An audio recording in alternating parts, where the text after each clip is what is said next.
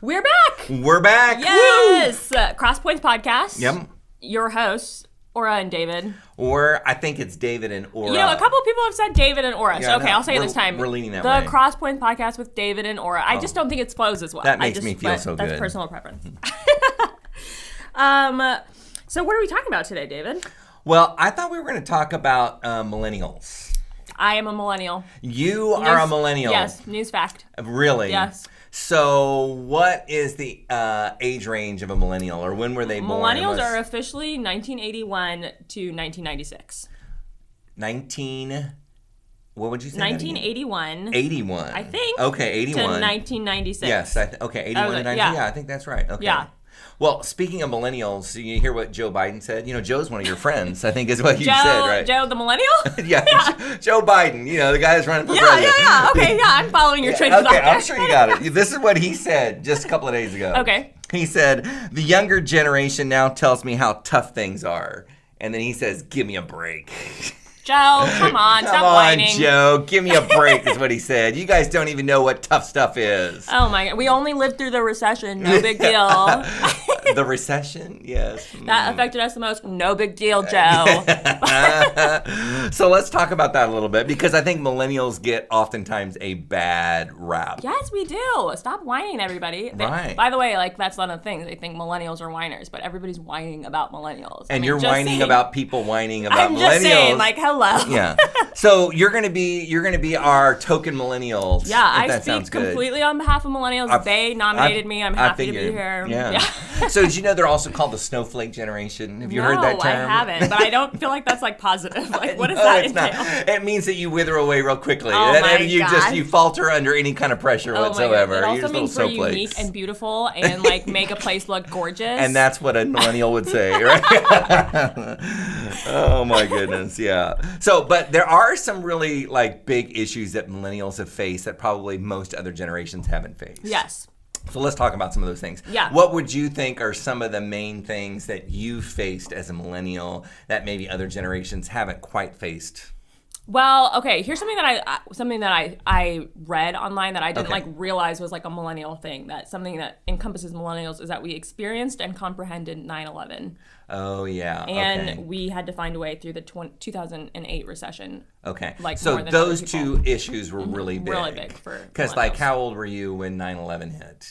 Great question. Great question. I know she's really good with math, folks. I know. I think I was in 8th grade. You were in. Oh, okay. Yeah. So that's a pretty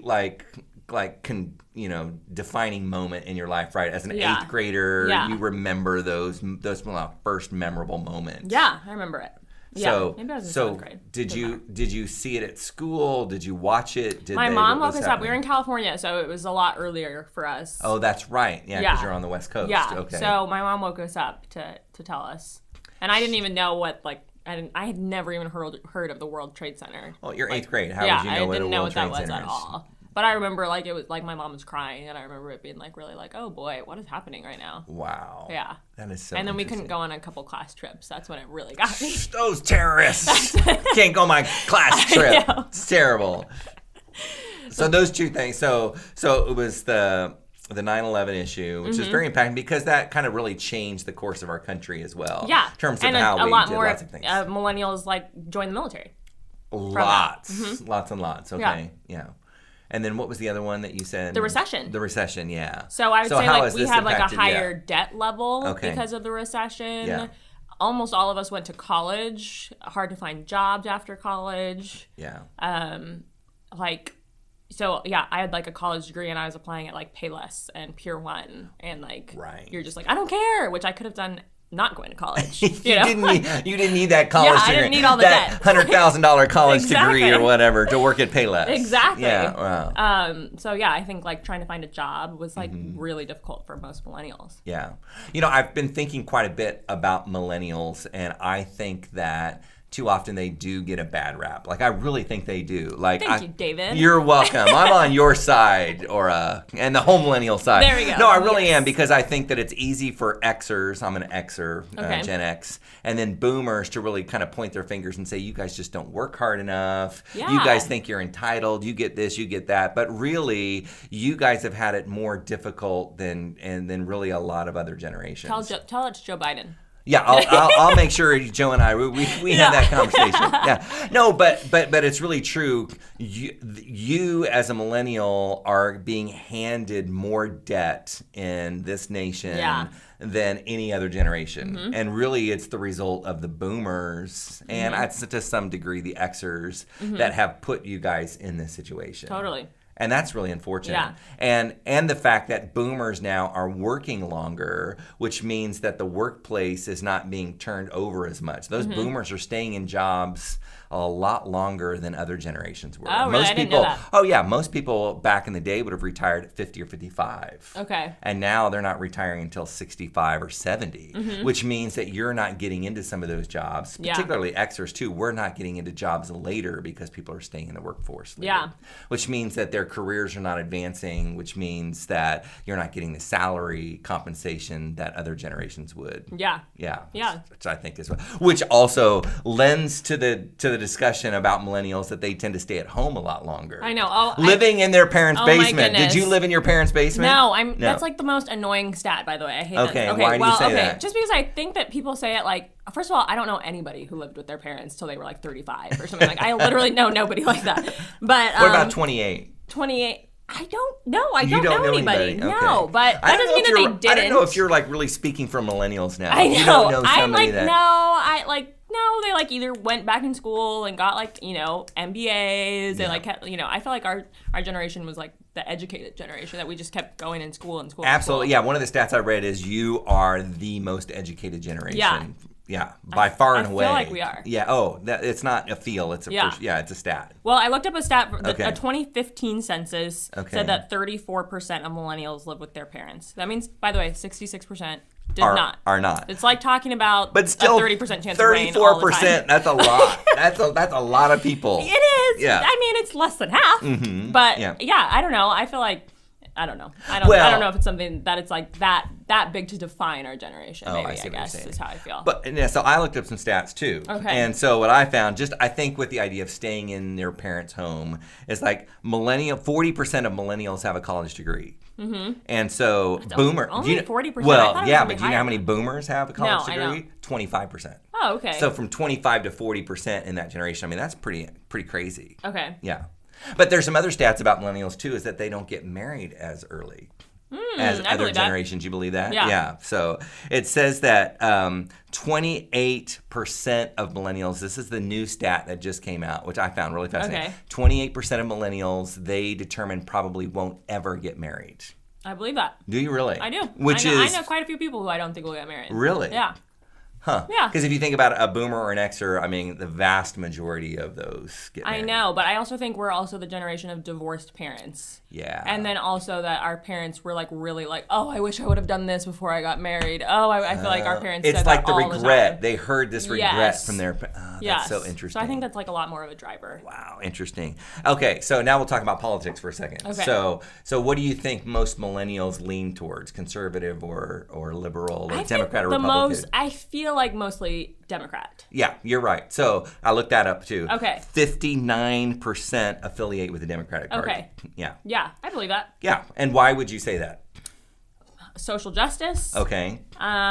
Like a kindness platform a lot for the Democrats, I would say, of like taking care of other people and stuff. Yeah. And then there's also like fiscally conservative. It doesn't necessarily apply at a younger age as much. That's true. So yeah, which I think is a lot of reasons why Republicans are Republicans is they're really fiscally conservative, and I think that's just more of an older mindset. Yeah, I think you might be right about that. But I wanted to chat just a little bit about what you just said about the idea of that millennials tend to be kind of more.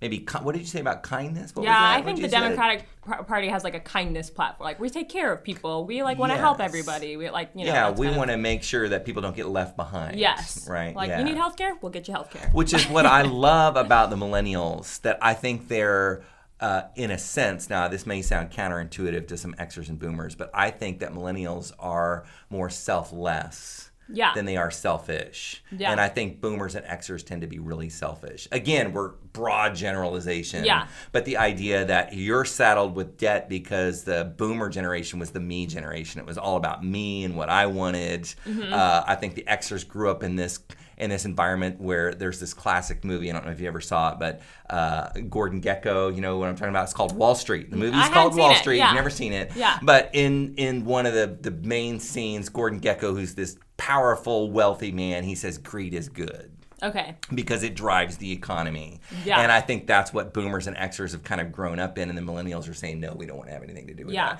And I think there's something really positive about that. And this is where I wanted to go today, talking about millennials, is that when it comes to religion or Christianity, there's a vast difference. There is a chasm between like Xers and boomers who consider themselves believers or Christians, mm-hmm. and millennials who don't. There are what they're considered, the millennials, that there is the greatest percentage of what statisticians call the nuns. Have you ever heard of the nuns before? No, I have never heard of that term. Okay. So the nuns are those people who consider themselves not affiliated with any kind of religion at all. I totally believe and that. So in I think it was 89, the nuns, people who would qualify themselves as not being associated with religion at all, any mm-hmm. kind of religion, was 10% of the U.S. population. Okay. And now it's 40%. And millennials are driving that more than anything, mm-hmm. which I think is it. So then as a church, how do we incorporate and make millennials feel like they need they need Jesus, mm-hmm. they need Christianity, they need that community, and two, what are we doing that are putting millennials off so that they're not coming to church? Because millennials are not coming to church at all, and it's a really hard demographic to kind of get really to church. Interesting. So let me ask you, as a millennial and me as a pastor, mm-hmm. what do you think that the church is doing right now? And I haven't asked you this question, so I know it's right off the cuff. But what do you think it is that we are doing right now? Let me give you the easy one. Yeah. What do you think we're doing right now that kind of puts people off when it comes to that millennial generation? Like, why aren't they coming to church? Yeah, I think that millennials encounter Christians who are not nice. Judgmental Christians, I think, are the loudest Christians. Yes. Not that they're the most prevalent, but they are the loudest. Okay. And I think that's very unappealing to a millennial. Okay. So let's dive a little deeper. What do you mean by judging Christians? Or tell me what that means or what that looks like. I think Christians who find it who maybe put their opinions out there that they're speaking on behalf of God. They might not say that, but just like what's right and what's wrong, and they're going to tell you what's right and what's wrong. And I don't think that's appealing to a millennial. Okay. I don't think that is I think it comes across very harshly, very frequently. Okay. And I think a lot of Christians don't seem very accepting. Okay. And you want to be accepted when you're coming into church. Okay. You want to be they're nice. These people are so great. And you don't feel like that a lot, I think, when you So maybe millennials would feel like, man, they're coming into an environment that's already a little bit toxic. Would you say that? Yeah, I'd say that. Okay. Yeah, I would. Okay.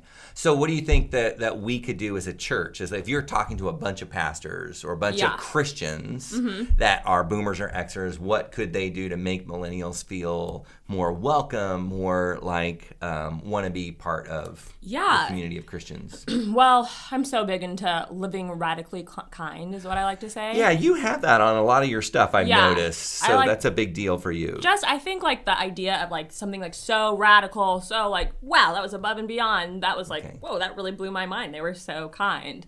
I think if Christians lived more like that we would attract a lot more people. That is so fascinating because that goes counterculture to the idea of greed.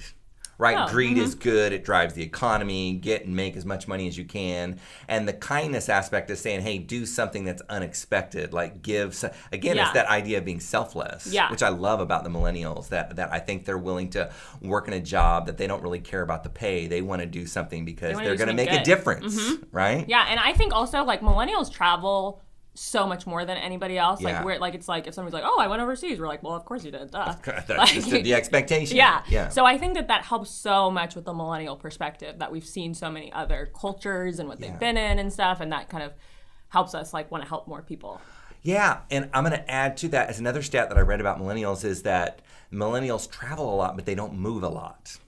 Okay. And the difference is that they tend to stay in a place and put down roots much more so than Xers and Boomers. Really? And Xers and Boomers didn't do a lot of traveling, but they moved around a lot. Oh, okay. Which I thought was so I fascinating. didn't know that. That's really interesting. So millennials have the position, I think, for the future to really put down some strong roots and make a difference because they're staying in a place, but they've got a lot of experience by traveling around. Yes, they're going to do a lot of grassroots movements. Yeah. I like that. So maybe that you're going back to the church then. So maybe the church providing opportunities.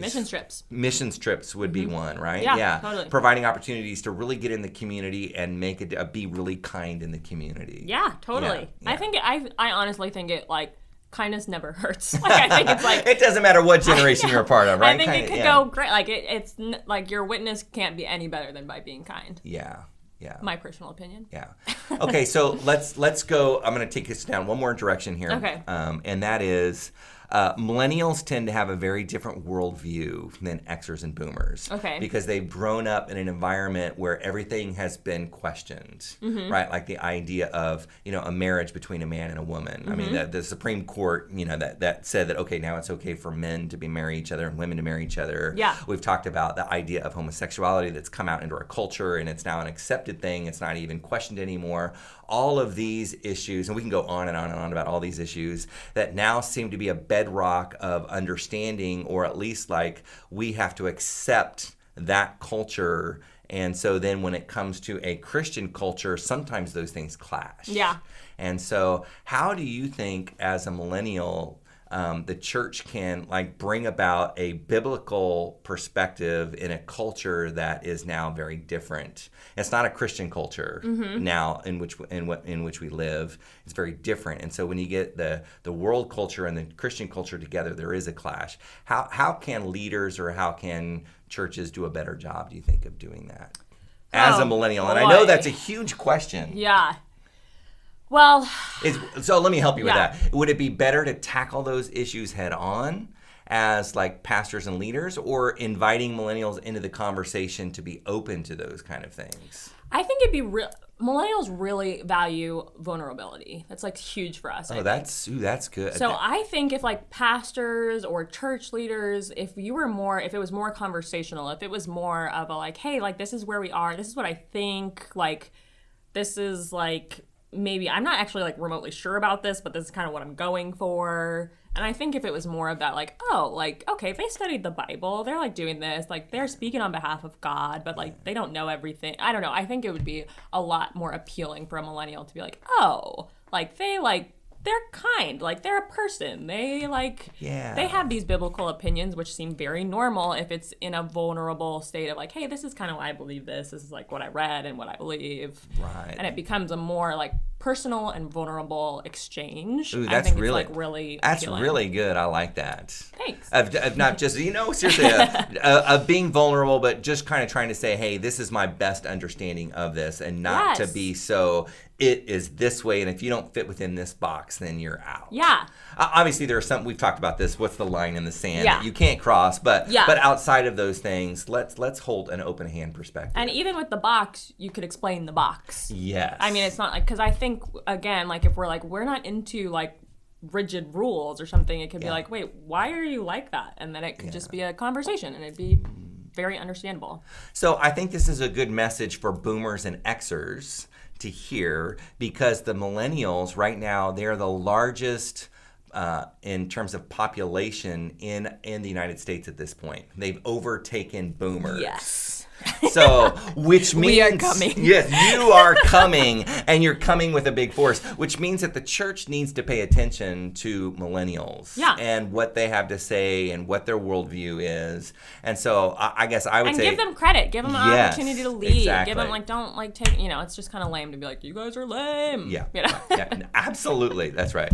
That's why we have you on this podcast, so you can tell everybody the way it is. But I'm super excited. So if you're a boomer or an Xer, I would just love for you to kind of rethink and reframe your understanding of millennials, because they really do have a great perspective that we need to hear about being kind and being vulnerable. And I think it'll help the church. Yeah. Yeah. Send us in any of your thoughts or your questions. Questions go to an email address. It's podcast@crosspointschurch.com. You can also DM us or send us any messages, and also comment and let us know your opinions on this matter. Hey guys, today we have Heather Jones here to do a Q&A with us. All right, yes. Exciting. Heather is Pastor David's wife of 28 years. Yes, we were very young. Yes, you are a mother of twins. Correct, twin boys. Very exciting. That's awesome. It is awesome. You are also a nurse practitioner. Yes, I am. Children's Mercy is my hood. Oh, nice. I love Children's Mercy. I know, it's a good place. Pretty awesome. Good place. Are you ready to do some Spitfire questions? Let's do it. All right. Yeah, at first I was like, you're going to make me come to my house. It's the Vogue thing. You're going to walk through my dirty house. I was like, oh no, I can't do it. But this is a little bit better? Okay, yes, good. Definitely better. Okay, what is the furthest you've been from home? So I had to Google this because I was trying to decide what is truly the furthest. Ooh, nice. So Mumbai, India is the furthest I've been from home. Mm-hmm. What's your favorite sound? My favorite sound is the surf on the beach from the ocean. I love that. Soothing. What's a TV show that's on right now that you like to watch? I just finished watching Imposters, which was on Netflix. Oh, I haven't seen it. So good. Really, really good. Ooh, cool. And then I really like Bless This Mess. Okay. Oh, really funny. I haven't seen that one either. It's new. What is a talent that you hope your kids inherit from you? So I don't know if it's a talent, but kindness. I really hope my children learn to be kind. I like that one. Yeah. What's the last picture you took? Oh, this morning I took last day of school pictures with my boys and the neighborhood kids. Fun. So it was very fun. What's your favorite movie in the last 5 years? So in the last 5 years, I haven't seen a lot of adult movies, honestly. So everything has been animated or involving a superhero. So that's a hard one for me. Hard one. But Guardians of the Galaxy is a favorite. That one's funny. Yeah. If you could make a documentary about anything, what would it be? If I could make a documentary, I would talk about the hospital and the medical world and behind the scenes there, because I feel like people have very little understanding about that. And there's a lot of why does it cost so much? And why does it take so long? And what is, sometimes there's some criticism about it, but I feel like if they could see all the layers and all the detail and all the things that we are constantly thinking about, worried about, trying to do for you, then they'd be like, the light bulb would go off. Interesting. What's a trend you'd like to see disappear forever? Oh my gosh, neon colors in clothes, please. Please, no more neon. It was bad in the 80s and it's still bad today. Get rid of the neon. Get rid of it. What's a movie you watched that you thought, I'm never going to get that time back? This is easy. Pokemon Detective Pikachu. Oh, really? Yes, just saw it. Never going to get those 2 hours back. Ryan Reynolds didn't do it, huh? Well, a little bit. I was redeeming at the end, but yeah. If you were an animal, what would you be? Ooh, I would be an otter, I think. My family would agree with this. I would be an otter because I love the water and I love to be groomed and soft and fluffy. They are so soft. They are. If you could choose a job for your husband outside of the ministry, what job would you choose for him? Right. This is hard. Now, David, I feel like could do anything. He could do anything he wanted to do. And good wife right there. Yeah. And I feel like people follow him no matter what he's doing. So he's just this innate leader kind of person. So I don't know. He might be, like you said, non-ministry job, right? Because the first thing I said was, he'd be a missionary. But maybe an ambassador to a foreign country or maybe a strategic person, in a business or CEO or something like that. Nice. These are the things I think he could do. Yeah. What's your favorite board game? Okay. Board games are not my thing. But if I had good memories about a favorite board game, it would be Monopoly because I played a lot of it as a kid and I have good memories about Monopoly. I know, crazy, right? Because it takes forever. I think Monopoly's the worst game in the world. It takes forever, right? What's your go-to exercise? I like to walk and I do some yoga here and there. Yeah. What would the title be of your autobiography? Still Waters Run Deep. Okay. How about that? I like it. Very deep. I like it. What is one of your pet peeves? Okay, pet peeves. These are big with me. So one of my primary pet peeves is when people arrive early to an event that has a scheduled start time. And I'm not talking about 3 minutes early or 5 minutes early or even 10 minutes early. I'm talking about 15 minutes, 20 minutes, sometimes a half an hour. You're still getting ready. Hi, great to have you. Thanks for coming. Grab the broom. Right. I'm still doing my thing. That and people trying to manipulate me. Please just know you'll get nowhere if you manipulate me. I like that. Yeah. Superpower for you there. Yeah. What's something that always makes you laugh? I think quirky humor or unexpected humor. Yes. Yes. If I'm if something comes out of left field, it cracks me up. Gets you. What's the first thing you notice about someone when you meet them? If they listen. I like that. Who's a celebrity you think you'd be friends with in real life? So I'm really interested in Lake Bell recently. She's on that new show. Okay. But I also really love Julia Roberts because we're about the same age and she has twins. And, I love Julia. You know, I feel like we could bond over that. Yeah. Yeah. What was your first AOL screen name? I don't even know. My very first email address was through UMKC way back in the day. Was it graduate school? Anyway, we dial-up modem, ching, ching, all of that. But I don't remember the address. But that's when it was. What's the chore you hate doing the most? Putting the folded laundry away. I hate doing that too. I will do the laundry. I will fold the laundry. I will sort the laundry, but I hate putting it away. So does the rest of my family, by the way. So, really? Yeah, it's inherited. We live out of baskets. Yeah. What are 3 words to describe your life right now? Transition, teenager, and tenacious. Oh, I like the 3 T's. Yeah, I like that 3 T's. There you go. What's the first book you remember really liking? Ramona the Brave by Beverly Cleary. Yes. She's the best. So I love Ramona. Yes. Who's your favorite superhero? I would say Gamora from Guardians of the Galaxy. I like her. I like Gamora. You know, she's got some power. She's got some sass. I know. All of it. What's a record you would go for in the Guinness Book of World Records? Oh, I liked this one a lot. Yes. Good question, Nora. Thank you. I would say, going to or shopping at the most number of garage sales in the world, right? That's what I've ever heard. Yeah, I'm wasn't sure how the adjective should be, but I know. Yeah, attending the most number of garage sales. I love that. World record holder. What color is your toothbrush? It's white. Who's your favorite late night host? So I really like James Corden, but I rarely can stay up that late. Yeah. So Jimmy Fallon's my backup man. I like it. What did you eat for breakfast this morning? I had kashi and berries and a latte. Healthy breakfast, Yeah, kind of. What reality TV show do you think you'd actually be good at? I don't know if I'd be good at any of them, but I really love The Amazing Race. Yes. And we used to watch that all the time. We always used to say we would kill each other on The Amazing Race because we'd both want to be in charge and running the show. So I don't know that we would succeed. You don't know if you'd win, but you'd do it. But I think it'd be awesome. I like it. Yeah. What's your least favorite beverage? Diet Pepsi. Okay. Without a doubt. This is the most important question. Whose name should go first in the podcast? Okay, so I did a lot of thinking about this. You know, there's lots of ways to consider this, Laura, right? Alphabetical. Right, alphabetical. Should the ladies be first? What does the alliteration sound like? Yeah. You know, you both have 2 syllables in your name, so there's not like a natural rhythm. But here's what I came up with. All right, I'm ready for it. You know, no discrimination here, but I feel like David's name ends down and your name ends up. Or Aura, David. So it should be David and Aura. Because it ends on an up note. All right. She's spoken. You want to end on an up note? I don't know. Thanks for joining us today. Absolutely. My pleasure.